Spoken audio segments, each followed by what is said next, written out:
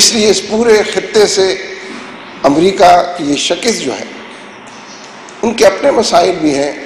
Mid term election کا بھی معاملہ ہے، کوئی دوسرے مسائل بھی ہیں۔ جولائی میں انہوں نے کہہ دیا ہے کہ اگلے سال وہ اپنی فوجوں کو وڈرا کرنا شروع کریں گے، لیکن یہ کہ طالبان کی شرائط بھی ایک ایک کر کے وہ مانتے جا رہے ہیں۔ سب سے اہم شرط ابھی پچھلے دنوں جو مانی گئی ہے، طالبان نے کہا تھا کہ کوئی مذاکرات نہیں ہوں گے جب تک کہ ہمارے وہ 42 افراد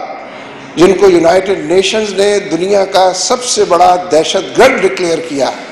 کہ یہ جہاں دنیا کے اندر ملیں، نظر آئیں، پائے جائیں، ان کو شوٹ کر دیا جائے یا ان کو پکڑ لیا جائے، اور کوئی جرم ایسا نہیں ہے جو ان پر ثابت نہ کیا گیا ہو۔ طالبان نے مطالبہ کیا کہ ان پر سے یہ لیبل ہٹایا جائے، یہ غلط چارج شیٹ جو ان کو تھمائی گئی اس سے نجات دلائی۔ یونائٹڈ نیشنز نے اعلان کیا کہ ان 42 افراد کے بارے میں جو باتیں کہی گئی تھیں وہ غلط تھیں، اور وہ اسی طریقے سے فری آزاد شہری ہیں جیسا کہ اور لوگوں کے بارے میں۔ اس لیے یہ وہ شکست ہے جس سے امریکہ دوچار ہے، یعنی اللہ تبارک و تعالی ہماری کمزوریوں کی وجہ سے ہم کو کچھ نہ کچھ کامیابیاں بھی دکھا رہا ہے، اور اس کامیابی کو دیکھنے کے لیے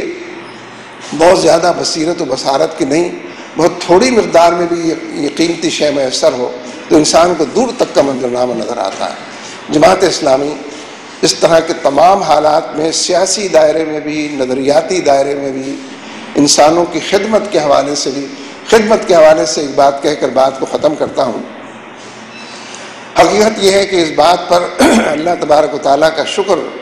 بجا لانا چاہیے کہ سیلاب کے موقع پر کم و بیش 24-25 ہزار جماعت کے کارکن ہیں جنہوں نے 8-9 ہفتے متاثرین کے ساتھ لگائے، پورا رمضان اس میں گزارا ہے، عید اور اس کی باقیات وہاں پر رہی ہیں، یعنی اس پر جتنا بھی شکر ادا کیا جائے کم ہے۔ کوئی بہت زیادہ حقانے کی اور کہنے کی، سب سے پہلے صوبہ پختونخوا میں خیبر میں یہ سیلاب آیا اور اسی لمحے لوگ اٹھ کھڑے ہوئے، یہ نہیں کہا کسی نے مرکز سے ہدایت آنی چاہیے، صوبے کو کچھ کہنا چاہیے، ضلع نے تو ہم سے کہا ہی نہیں ہے، یعنی پشاور چاروں طرف سے ڈوب گیا تھا، صرف پشاور شہر زندہ تابندہ اور سوکھا باقی تھا۔ پشاور کے لوگ یہ کہتے ہیں کہ جب یہ چاروں طرف سیلاب کی اطلاعات ملی ہیں تو ہم فوری طور پر جھولی فنڈ کے لیے شہر میں نکل کھڑے ہوئے، اور جھولی فنڈ کا ایک تصور موجود ہے ذہنوں میں، کوئی 5 روپے دیتا ہے، کوئی 10 روپے دیتا ہے، کوئی 50 روپے دیتا ہے، اور 2-3 گھنٹے اگر آپ جھولی لے کر پورے شہر کے اندر گھوم جائیں تو کبھی کبھی 1 لاکھ روپے بھی جمع ہو جاتے ہیں، ورنہ 60-70-80 ہزار روپے ضرور جمع ہوتے ہیں۔ بتاتے ہیں کہ 1.5-2 گھنٹے ہم نے گشت کیا ہے، 75 لاکھ روپے جمع ہو،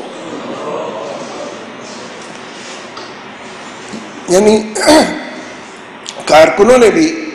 بروقت اور بالکل صحیح فیصلہ کرتے ہوئے لوگوں تک اپروچ کی،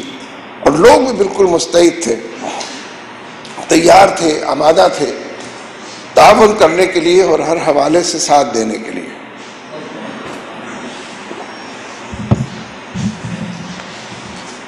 لہذا یہ جو سیلاب کا پورا موقع ہے، 24-25 ہزار کارکن ہیں جنہوں نے دن رات یہ کام کیا، اور ظاہر ہے کہ یہ اللہ کی توفیق کے بغیر ممکن نہیں ہے۔ ایک دن کے بعد کچھ لوگ واپس آ جاتے ہیں، آپ کہتے ہیں کیا کرتے ہو وہاں، تمہاری ضرورت ہے تم جاتے کیوں نہیں؟ اچھا بھائی چلے جائیں گے، کوئی ایسا منظرنامہ نہیں۔ ہر عمر کے لوگ، ہر صحت کے لوگ، ہر طرح کی مصروفیت اور مشاغل سے آراستہ پیراستہ لوگ، سب نے یہ کام کیا۔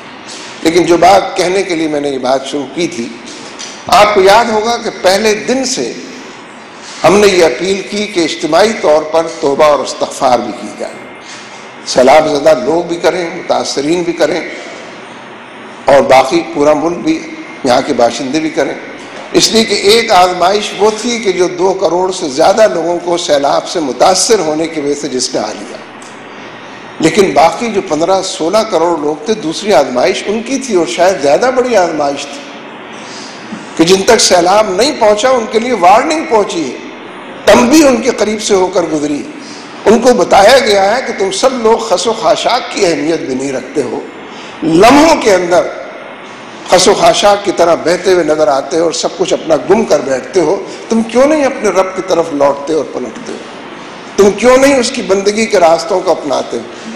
تم کیوں اس معاملے میں بخل سے اور تاخیر سے کام لیتے ہو؟ اپنے رب کی بندگی کے لیے مستعد ہو جاؤ، آمادہ اور تیار ہو جاؤ۔ ہم نے توبہ اور استغفار کی اپیل کی، لیکن ذہن میں مسلسل یہ بات کھٹکتی رہی اور پھر ہم نے لوگوں سے اس کو شیئر کیا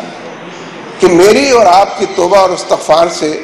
یہ زرداری اور گیلانی اور کیانی جو کچھ کر رہے ہیں کہ ان کی گناہ قبول معاف ہو جائیں گے صاحب. یہ تو تصور ذہن میں نہیں ہے. توبہ کا تو ایک تصور موجود ہے پہلے سے. حضرت مولانا مفتی محمد شفیع صاحب رحمۃ اللہ علیہ مفتی اعظم پاکستان تھے. انہوں نے ووٹ کی شرعی اہمیت کے بارے میں جو فتویٰ دیا ہے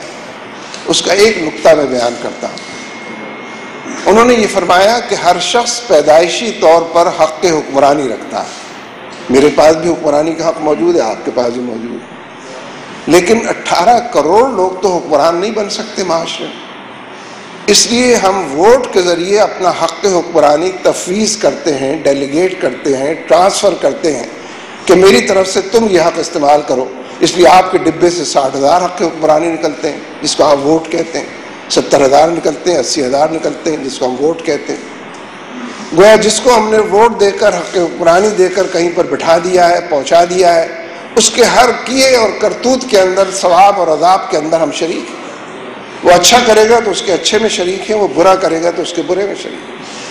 لہذا اگر لوگوں نے اپنے حق حکمرانی کے ذریعے آصف زرداری کو حکمران بنایا ہے, گیلانی کو حکمران بنایا ہے, حق حکمرانی کے ذریعے اور ان کے فیصلوں کے ذریعے کیانی کو جنرل بنایا ہے اور آرمی کا چیف بنایا ہے, تو توبہ اور استغفار کی ابتدا تو ہوتی ہی یہاں سے کہ آئندہ نہیں کروں گا. اب مجھے اللہ مولا مجھے معاف کر دے, یہ مجھ سے قصور ہوا ہے, یہ مجھ سے غلطی ہوئی, لیکن آئندہ ہی, جب تک کہ اس گناہ سے جو اوریجنل گناہ ہے اس سے, اس تقصیر سے اپنے آپ کو پیچھے نہ ہٹایا جائے تو اس توبۃ النصوح نہیں ہوتی. اس لیے میں نے تمام سیلاب زدہ علاقوں میں مسلسل یہ بات ہر جگہ لوگوں سے کہی کہ آپ توبہ جب شروع کریں گے تو کہیں کہ آئندہ زرداری کو ووٹ نہیں دیں گے, آئندہ گیلانیوں کو سر پر نہیں بٹھائیں گے, آئندہ الطاف حسین کو رہنما نہیں مانیں گے. اگر آپ کو آئندہ انہی کو ووٹ دینا ہے تو پھر پلٹ کر نہ پوچھیں کہ سیلاب کیوں آتا ہے, پھر یہ سوال نہ کریں کہ زلزلے کیوں آتے ہیں, پھر یہ بات دریافت نہ کریں کہ دہشت گردی ٹارگٹ کلنگ کیوں ہو رہی ہے. جب آپ دہشت گردوں کو ووٹ دیں گے تو ٹارگٹ کلنگ ہی ہوگی, اور کیا ہوگا, پھول برسیں گے آپ کے اوپر, دہشت گردی برسے گی, دہشت چاروں طرف پھلتی پھولتی نظر آئے گی. مجھے نہیں پتا, یہ تو اللہ تعالیٰ کا کام ہے نا کہ اس بات میں کتنا وزن تھا, کتنا لوگوں نے وزن دیا, کتنے ذہن کے سوتے کھلے, لیکن فی الحقیقت توبہ اور استغفار بے معنی ہے, ہوا میں تحلیل ہو جانے والی ہے. جب تک کہ جن گناہوں اور جن غلطیوں کی وجہ سے یہ توبہ اور استغفار کرنی ضروری ہو گئی ہے, ان غلطیوں کے اعادے کے حوالے سے اور ان سے دور رہنے کے حوالے سے نہ کی جائے.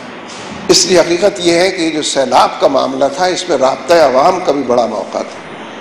حال تو بہت برا ہے عوام الناس کا, یعنی بڑی تعداد ان کی تھی جو کلمہ بھی نہیں جانتے تھے ٹھیک سے. ہم نے یہ بات کہی کہ جو قرآن جانتا ہے وہ لوگوں کو قرآن پڑھائے, جو نماز جانتا ہے وہ نماز لوگوں کو سکھائے, جو اللہ رسول کی کوئی بات جانتا ہے وہ اللہ رسول کی بات لوگوں کو بتائے. اس لیے کہ سارے لوگ ایک ساتھ رہ رہے تھے. لیکن حقیقت یہ ہے کہ جب جب کوئی آفت, کوئی بلا نازل ہوتی ہے, کوئی فتنہ نمودار ہوتا ہے, کوئی آزمائش کی گھڑی اور آزمائش کی شکل مجسم دکھائی دیتی نظر آتی ہے, تب تب تذکیر کے حوالے سے, اللہ کی طرف چلنے اور بڑھنے کے حوالے سے جس کو ہم رجوع اللہ کہتے ہیں, اور دعوت کے حوالے سے جس کو ہم دعوت اللہ کرتے ہیں, ان گنت مواقع پیدا ہوتے ہیں. حالات کے اندر کچھ کرنے اور کر گزرنے کے ان گنت عنوانات جو ہے وہ واہ ہو جاتے ہیں, دروازے دکھائی دیتے ہیں. اس لیے میرے دوستوں میں پھر اس کو دہراتا ہوں کہ جماعت اسلامی از اول تا آخر ایک دینی تحریک. آپ خدمت کے محاذ پر لوگوں کے مسائل اور حالات کو سننے اور ان کو دور کرنے اور حل کرنے کے محاذ پر ان کو فی الحقیقت قرآن و سنت کی دعوت پیش کرنے اور دل و دماغ کی دنیا کو معطر کرنے کے حوالے سے مسلسل آپ کے لیے چاروں طرف کام پھیلا ہوا. وَلَمَّا رَأَى الْمُؤْمِنُونَ الْأَحْزَابَ قَالُوا هَذَا مَا وَعَدَنَا اللَّهُ وَرَسُولُهُ وَصَدَقَ اللَّهُ وَرَسُولُهُ وَمَا زَادَهُمْ إِلَّا إِيمَانًا وَتَسْلِيمًا. مِنَ الْمُؤْمِنِينَ رِجَالٌ صَدَقُوا مَا عَاهَدُوا اللَّهَ عَلَيْهِ فَمِنْهُمْ مَنْ قَضَى نَحْبَهُ وَمِنْهُمْ مَنْ يَنْتَظِرُ وَمَا بَدَّلُوا تَبْدِيلًا. وَآخِرُ دَعْوَانَا أَنِ الْحَمْدُ لِلَّهِ.